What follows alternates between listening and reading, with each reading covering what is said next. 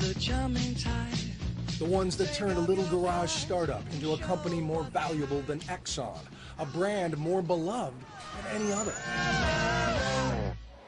I'm told this is the very first time any reporter from any country has been allowed to see this. We will don static-proof jackets or full bunny suits and take numerous air showers because one speck of dust could ruin an entire line. There is one obvious reason for Apple's legendary secrecy over the years. If the world sees this line, it might change the way people think in this line. Unlike any other product, the launch of a sexy new Apple gadget is a cultural event, and that cult following comes in part from a mystique cultivated brilliantly by Steve Jobs.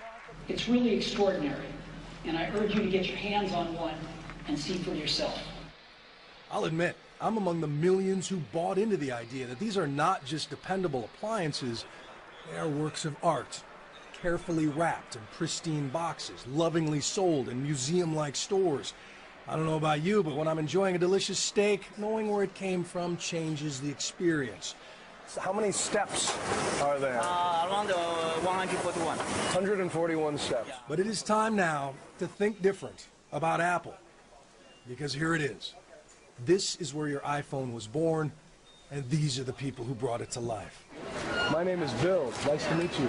I'm first struck by how young they are. Not 13 like some of the horror stories I'd heard, but 17, 18. No one looked over 30. I know many came from poor villages out in the countryside with the hope of making $2 an hour. If you ever visit the Foxconn factory complex in Shenzhen, China, you cannot miss the nets.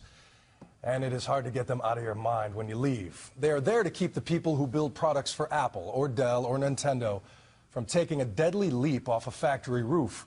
And a Foxconn executive admits that without those nets and the suicide cluster that produced them, we wouldn't be looking inside the iFactory tonight.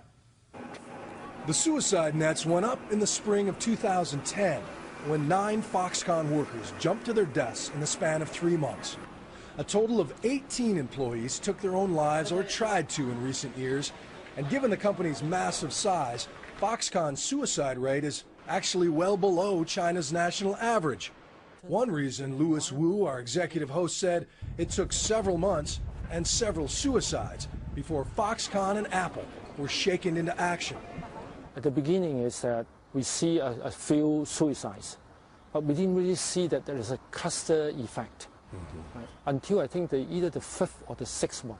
He says Apple's #2 man at the time, Tim Cook, flew to Shenzhen and helped assemble a team of psychological experts who recommended nets to make impulsive souls think twice before jumping. Foxconn also then promised to raise wages, and they opened this counseling center. And why do you think so many happened at the same time? There are many reasons, Counselor Yang Chunhui tells me. Of course, some has to do with management. But they had more to do with the new generation of migrant workers from the rural areas, their state of mind, and how they cope with society. Also, it's hard to make friends here, she says. But it wasn't just the suicides that caught the world's attention. An explosion hit a Foxconn plant in Chengdu. Last year, poorly ventilated aluminum dust led to 2 separate explosions in iPad polishing stations, killing 4, injuring 77.